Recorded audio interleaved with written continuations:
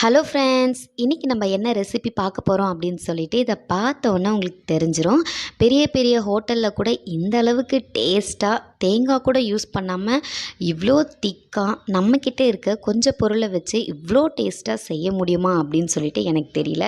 ஏன்னா அவங்க கூட இவ்வளோ டேஸ்ட்டு கொடுக்க மாட்டாங்க. அவ்வளோ டேஸ்ட்டில் அவ்வளோ திக்கில் நம்ம வீட்லேயே ஈஸியாக எப்படி கடலைக்கறி செய்கிறது அப்படின்னு சொல்லி தான் இந்த வீடியோவில் பார்க்க போகிறோம். வாங்க வீடியோக்குள்ளே போகலாம்.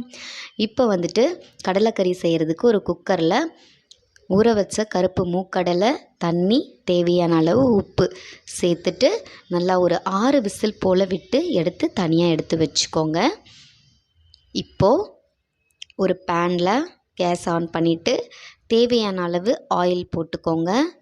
ஆயில் ஊற்றிட்டு ஒரு பெரிய வெங்காயம் இந்த மாதிரி நான் கட் பண்ணி வச்சுருந்தேன், அதையும் நம்ம சேர்த்துக்கலாம். சேர்த்துட்டு நல்லா வதக்கி கொடுத்துக்கோங்க. ரொம்ப கலர் மாறணும்னு அவசியம் இல்லை, இந்த மாதிரி கண்ணாடி பதத்துக்கு வந்தால் போதும். இப்போ ஒரு மீடியம் சைஸ் தக்காளி கட் பண்ணி வச்சுருந்தேன், அதையும் நம்ம சேர்த்துக்கலாம். சேர்த்துட்டு நல்லா இந்த மாதிரி வதக்கி கொடுத்துக்கோங்க. லைட்டாக குழஞ்சா போதும் தக்காளி கூட.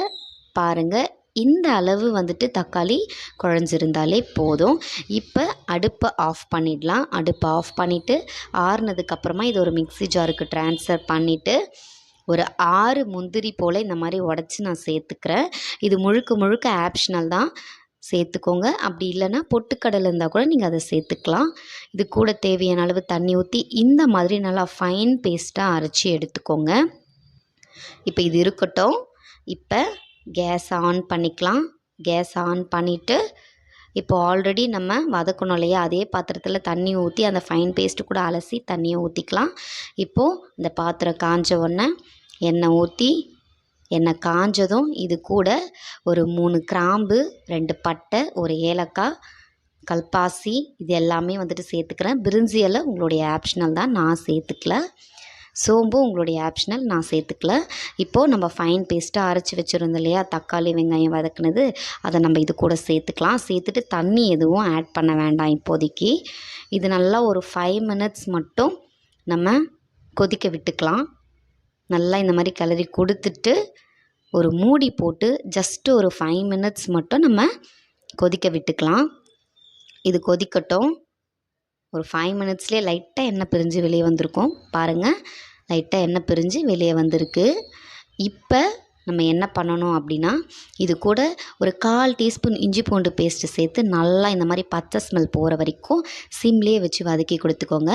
இப்போ இது கூட ஒரு 1/4 டீஸ்பூன் அளவுக்கு மஞ்சத்தூள், ஒரு 1/4 டீஸ்பூன் அளவுக்கு வந்துட்டு கரம் மசாலா, ஒரு 1/2 டீஸ்பூன் அளவுக்கு மல்லித்தூள், ஒரு 1/2 டீஸ்பூன் அளவுக்கு கறி மசாலா, ஒரு 1/2 டீஸ்பூன் அளவுக்கு தனி மிளகாய் தூள் சேர்த்துட்டு ஒரே ஒரு பச்சை மிளகாய் கீறி வச்சுருந்தேன், அதையும் சேர்த்து நல்லா பச்சை ஸ்மெல் போகிற வரைக்கும் இந்த மாதிரி கிளறி கொடுத்துக்கோங்க.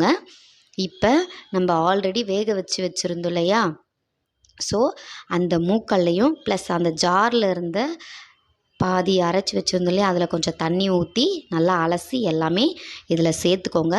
நம்ம மூக்கடலையை ஊற வைக்கும்போது அந்த தண்ணியோடு சேர்த்தா இன்னுமே நல்லது, நல்லா சத்து இருக்கும். ஸோ நானுமே அந்த தண்ணியோடு தான் சேர்த்துக்கிறேன். சேர்த்துட்டு நல்லா உப்பு பதம் பார்த்துக்கோங்க. இந்த டைமில் நான் ஆல்ரெடி வந்துட்டு உப்பு போட்டிருக்கேன் மூக்கடலை வேக வைக்கும் போதே, ஸோ அதனால் நான் உப்பு போடல, எனக்கு கரெக்டாகவே இருக்குது. இப்போ நல்லா உப்பு பதம் பார்த்துட்டு கிளறி கொடுத்துட்டு ஒரு மூடி போட்டுட்டு கரெக்டாக 10 to 15 மினிட்ஸ் வரைக்கும் லோ ஃப்ளேம்லேயே வச்சு கொதிக்க விட்டுக்கலாம். இப்போ வந்துட்டு நடுவில் மூடி திறந்து எடுத்து இது கூட பொட்டுக்கடலையை அரைச்சி வச்சுருந்தேன், அது ஒரு 1.5 டேபிள் ஸ்பூன் அளவுக்கு கலந்துக்கிறேன். ஏன் அப்படின்னா திக்னஸ்க்காக. உங்கள்கிட்ட கடலை மாவு இருந்துச்சு அப்படின்னா கூட நீங்கள் கடலை மாவு கூட சேர்த்துக்கலாம், அதுவுமே திக்னஸ் கொடுக்கும். தேங்காய்லாம் யூஸ் பண்ண வேண்டிய அவசியமே இல்லை. இப்போ மூடி போட்டுக்கலாம். இப்போ பாருங்கள் 15 மினிட்ஸ் ஆகிடுச்சு.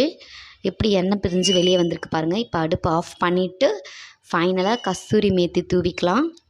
கஸ்தூரி மேத்தி தூவிக்கிட்டு இதுவுமே ஆப்ஷனல் தான், அப்படி இல்லைன்னா உங்கள்கிட்ட கொத்தமல்லி இருந்தால் அதை கூட நீங்கள் தூவிட்டு கரெக்டாக நீங்கள் ஒரு சப்பாத்தியோ இல்லை இட்லியோ இல்லை தோசையோ பூரியோ இது எல்லாத்துக்குமே ஒரு சூப்பர் காம்பினேஷன். அழகாக சுட சுட அது கூட சர்வ் பண்ணி சாப்பிட்டு பாருங்களேன். பெரிய பெரிய ஹோட்டலில் கூட சீரியஸாக சொல்கிறேன், இவ்வளோ டேஸ்ட் இருக்காது, அவ்வளோ டேஸ்ட்டாக இருக்கும். ஒரு வாட்டி ட்ரை பண்ணி பாருங்களேன், அப்புறம் நீங்களே என்னோடய பெருமையை கமெண்ட் செக்ஷனில் கமெண்ட் பண்ணுவீங்க. சீரியஸாக சொல்கிறேங்க, ட்ரை பண்ணி பார்த்துட்டு எப்படி இருக்குன்னு சொல்லுங்கள்.